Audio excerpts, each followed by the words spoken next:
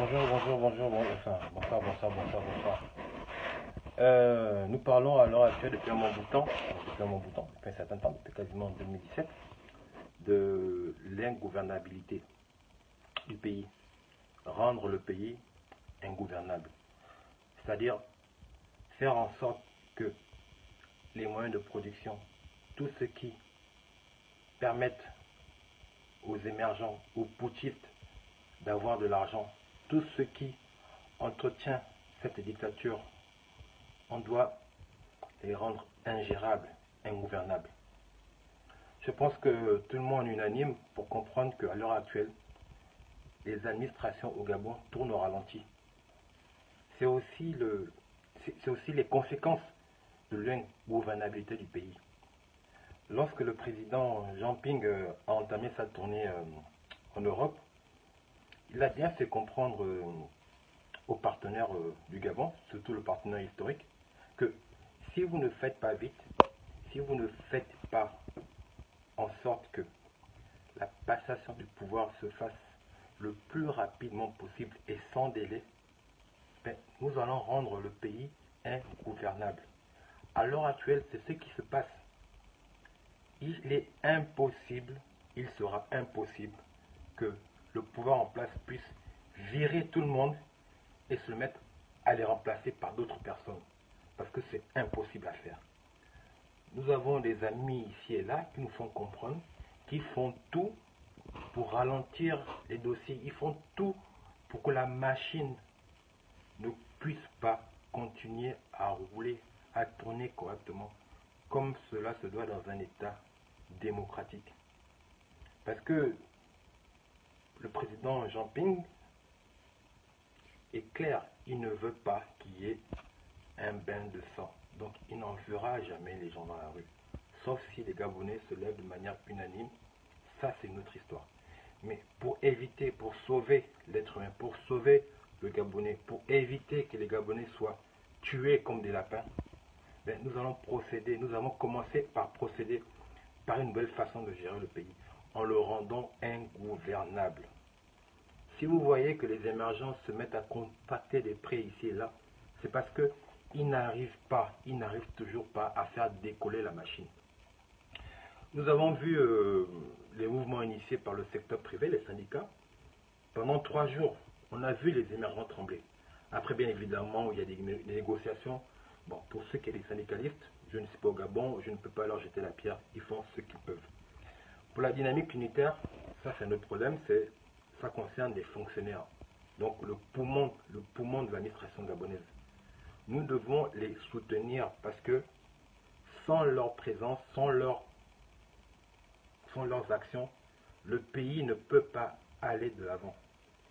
Ils tiennent la santé, le social, l'éducation nationale, tous les secteurs de la fonction publique sont tenus par la dynamique unitaire. Nous devons les soutenir.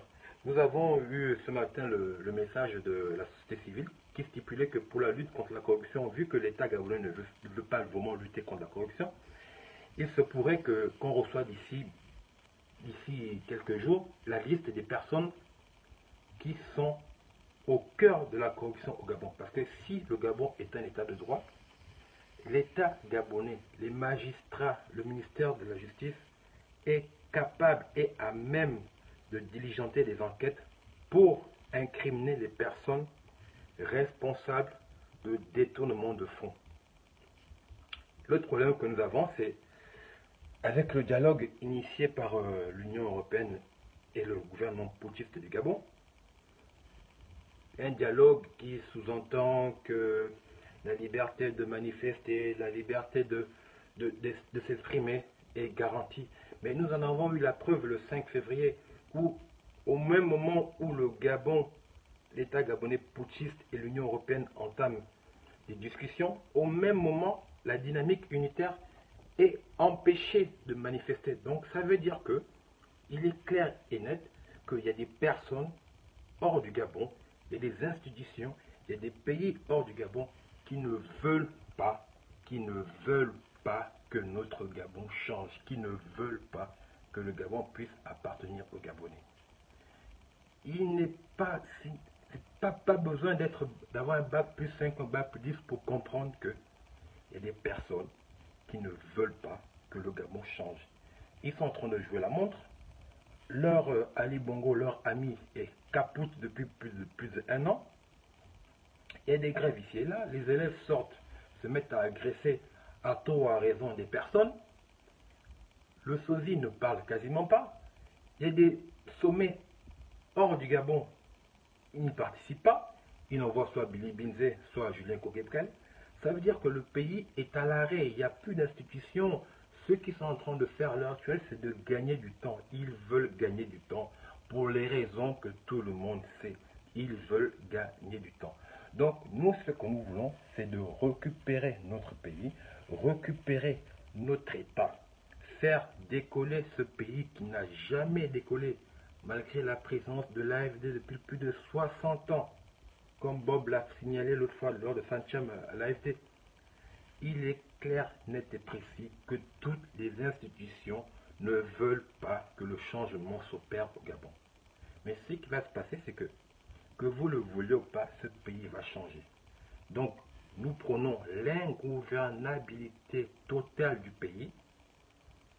C'est clair que je ne vais pas faire plaisir à beaucoup de Gabonais, mais le but, c'est de faire plaisir à la majorité des Gabonais. Donc, vous avez vu, les sociétés telles que Sobraga font des chiffres d'affaires de plus de 100 milliards de francs CFA. La SCG fait des chiffres d'affaires de plus de 100 milliards de francs CFA. Le pétrole, le manganèse, le bois, à la tête de toutes ces sociétés, à la tête de tous ces conseils d'administration, il y a des personnes qui sont affidées au système en place. C'est les amis d'Ali Bongo, c'est les amis de Sylvia. On ne peut pas continuer comme ça. Le Gabon doit changer, que vous le vouliez pas, le Gabon doit changer. On a élu un président, c'est M. Jean Ping. Nous voulons juste que le droit s'applique au Gabon comme cela s'applique dans d'autres pays. Donc, nous prenons l'ingouvernabilité totale du pays. Tout ce qui va se passer au Gabon, c'est parce que les gens l'ont provoqué. Tout ce qui va se passer par la suite, c'est parce qu'il y a eu une cause. Et ce que nous allons faire, ce n'est que la conséquence. Ce n'est que la conséquence. Ils ont initié un mouvement, ils ont tué les Gabonais, ils nous ont empêchés de jouir de notre vote. Ce n'est pas possible. Donc, nous continuons le combat. Demain, c'est la grande marche. Nous allons dire à nos amis français, population française, que les entreprises françaises au Gabon qui continuent de soutenir sa dictature ne seront plus en odeur de sainteté dans notre pays. Parce que, comme ce que vous avez fait ici en France pendant la Seconde Guerre mondiale, vous vous êtes battus pour chasser le nazisme. Donc, ce que vous avez fait en France pour vous en sortir, nous, ici au Gabon, nous allons aussi le faire. Parce que M. Macron a été très clair. La violence est justifiée lorsqu'il faut s'en sortir de la dictature. La violence est justifiée lorsqu'il faut s'en sortir de la dictature. En tout cas, le combat continue.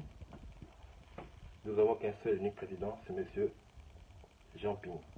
Bonne soirée à vous. Que le Très-Haut protège notre pays. On est ensemble.